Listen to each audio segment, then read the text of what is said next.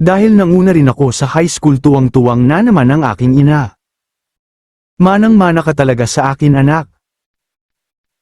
At ang kanyang ama naman ay palaging naglalasing sa tuwing mangganguna sa klase si Jin Hyun.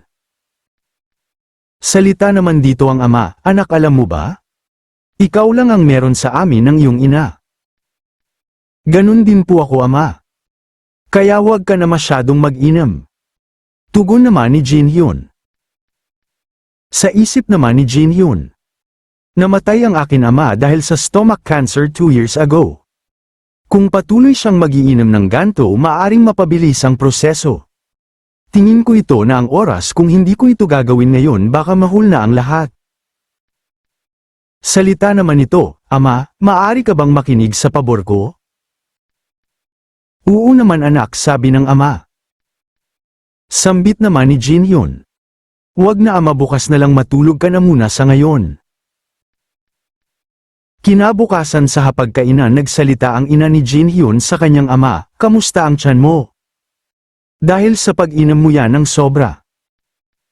Sagot naman ng ama, Jin Hyun, di ba may gusto ka sa aking hilingin kagabi? Sagot naman si Jin Hyun, kumain na muna tayo, pagtapos nito tsaka ko sasabihin. Pinapakaba naman ako ng batang ito, tugon ng ama ni Jin Han. Pagkatapos kumain, ama, tanggapin mo ito. Sagot naman ng ama, pera. Napakarami nito. Saan mo ito nakuha? Huwag po kayo mag-alala, inipon ko po yan. Bago ako mag-high school, nag-ipon ako mula sa part-time ko sa paghahatid ng newspaper at iba pa. Sagot ni Jin Hyun. Salita naman ng ama, pero ano ang gagawin sa pera? Hindi ba sapat ang allowance mo? Kunin mo na ta. Sagot naman si Jin Hyun, ama, sabi mo gagawin mo ang hiling ko, di ba?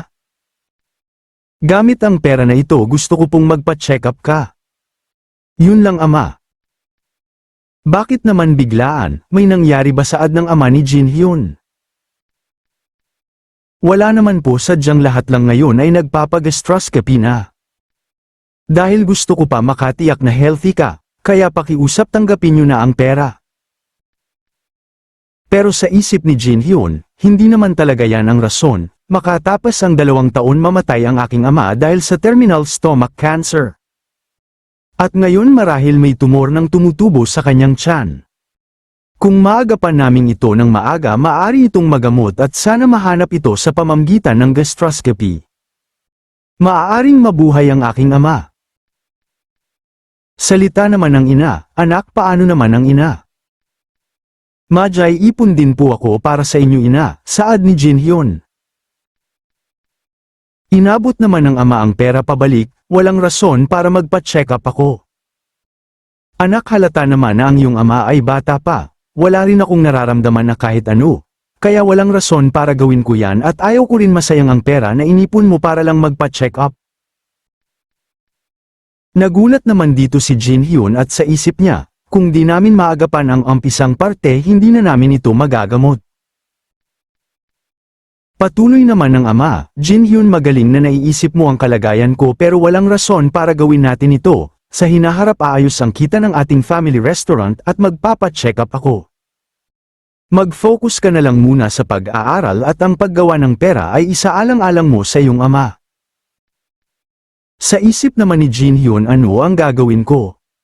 Di pa naman siya nagbabago ng isip kapag nakapagdesisyon na.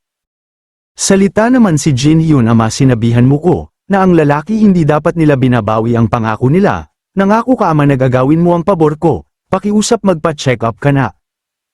Yun lang ang hiling ko. Napangiti naman ng ama, tingin ko di ko talaga kayang tanggihan ang kahilingan ng aking anak. Pero ako ang magbabayad nito, ayaw ko sayangin ang pera ng aking anak sa ganto. Tumayo naman agad si Jin Hyun upang magpabok ng appointment at sabing, naiintindihan ko ama, kung yan ang gusto mo.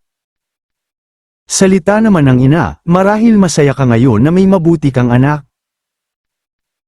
Tugon naman ng ama, pasaway na bata, sinabihan ko ng hindi kailangan. Tumawag na nga si Jin Hyun upang magpabok pero sa isip niya, paano kung malala na? Pero dapat okay pa siya ngayon. Pero dahil sa lakas niyang Maginom baka lumaki na ang tumor. Dumating na ang araw ng gastroscopy. Salita naman si Jinhyun, maging maayos sana ang lahat.